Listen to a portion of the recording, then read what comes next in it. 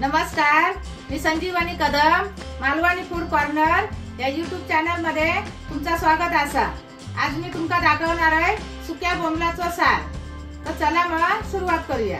सारासाठी लागणारे साहित्य हे सुके बोंबील, कोथिंबीर, कढीपत्ता, टमाटो, ओला खोबरा, कोकम, ही फोडण्यासाठी लसूण, लाल मिरची, हळद, ही वाटूसाठी लसूण, बोंबील धुवूसाठी तांदळाचा पीठ आणि ह्या फोडण्यासाठी तेल। पहिल्यांदा बोंबील आपण साफ करून घेऊया। ह्या बघा बोंबलाचा तोंड असताना तर कापून घ्यायचा, हे बघा असा। नंतर त्याचे असे दोन दोन तुकडे करून घ्यायचे, हे बघा असे। आणि त्याचे पंख असतात ना ते पण काढून घ्यायचे असे। सूर्यन काढा नाही तर हाताने काढलाच तरी येतात ते। बोंबील साफ करून झाले, आता ते भाजून घेऊया।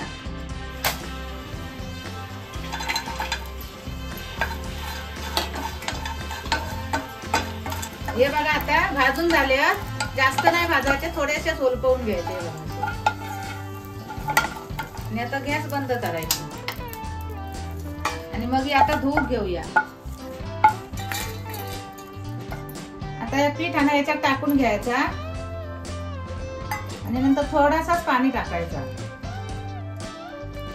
एवढा तांदळाच्या पिठात हे असे चांगले धुवून घ्यायचे।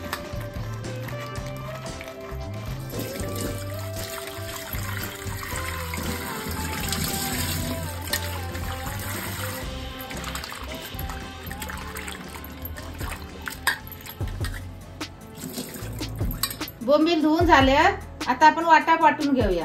ही मिरची, लसूण, कोथिंबीर, कढीपत्ता, टमाटो, ओला खोबरा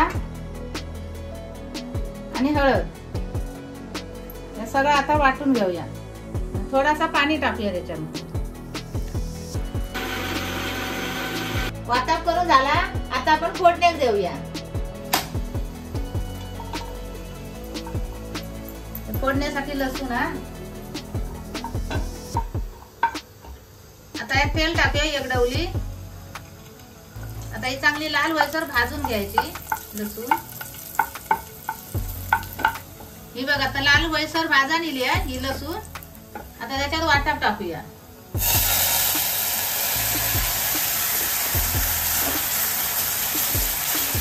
आता चांगला हलवून घ्यायचा। आता तेलात एक जीव झाला ना, नंतर त्याच्यात बोंबील टाकायचे। आता बोंबील टाकून घेऊया।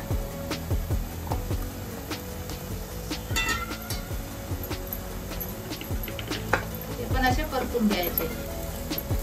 आता आपल्याला केवढा सार करूचा असत ना तसाच पाणी टाकायचा थोडासा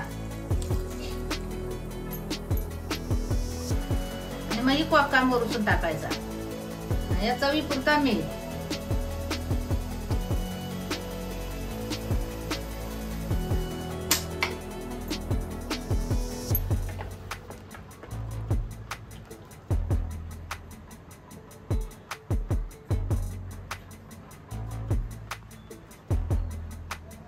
सुक्या बोंबलाचं सार मी बनवलंय, तसं तुम्ही पण बनवून बघा आणि चपाती बरोबर, भाकरी बरोबर, भाता बरोबर खाऊन बघा आणि त्याची चव कशी लागते ती कमेंट करून सांगा। अशा या नवीन नवीन व्हिडिओसाठी मालवणी फूड कॉर्नर या YouTube चॅनलला लाईक करा, शेअर करा, सबस्क्राइब करा आणि बेल पण वाजवा। आणि भेटूया आता पुढच्या व्हिडिओमध्ये। तोपर्यंत धन्यवाद।